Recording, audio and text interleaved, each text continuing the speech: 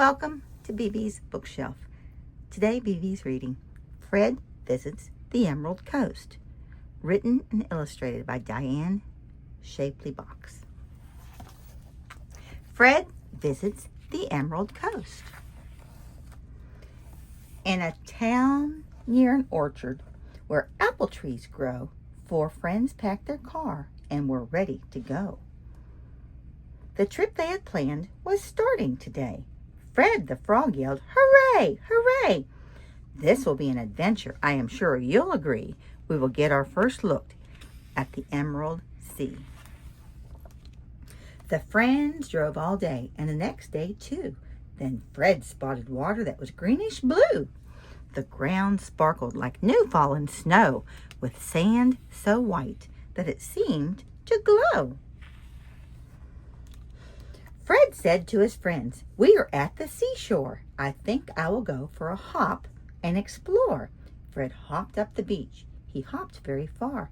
In the sand he saw the shape of a star. Do you see the crab?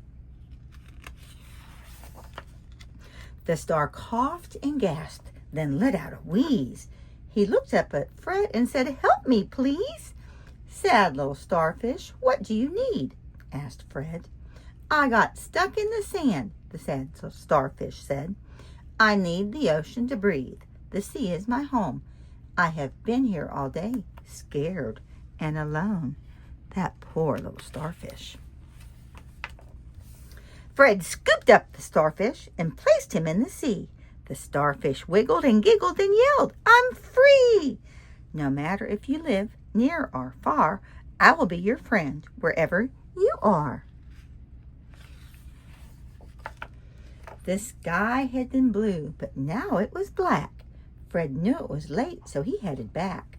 He hopped down the beach at a very fast pace, where he met a sea turtle with tears on her face. "Aw, the poor turtle." "Sea turtle, why are you crying?" asked Fred. She pointed to the tiki torches and said, "My babies are headed where they should not be, drawn toward the fire's light instead of the sea." Oh no, those poor little babies. "I know what I can do." Fred let out a shout. He poured sand on the flames and the fires went out. The babies turned around in one quick motion. They walked down the beach, then dove in the ocean. The babies were happy, and their mother was too. As they swam in the water, their mom said, "Thank you. No matter if you live near or far, I will be your friend wherever you are." Oh, isn't that special? The next day, Fred and his old pals went sailing. Fred climbed on a sea chest next to the railing. Do you see Fred? A huge wave crashed against the side of the ship. Fred flew through the air and did a back flip. Frightened and frazzled, he began to yell. In the sinking sea chest, Fred the frog fell. The lid closed tight as Fred sank in the sea. Fred was locked inside, and there was no key. Oh no! The sea turtle and starfish heard Fred's cry. They wanted to help and were determined to try. The sea turtle swam swiftly towards Fred. She lifted the sea chest over her head. Through the water she paddled up to the boat. With the chest on her shell, she started to float. Clinging to the lock was Fred's starfish friend.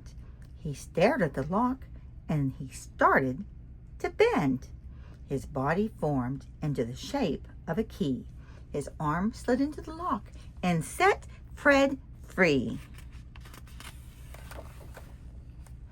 Fred hopped on the boat and yelled, "Whoo-wee! Thank you so much for saving me. No matter if you live near or far, I will be your friend wherever you are." Fred traveled back home and unpacked his suitcase. Memories of his trip put a smile on his face. Fred's adventure was fun at the Emerald Coast, but the friendships he made were what mattered the most. The end. Remember to come back to BeBe's bookshelf for more stories.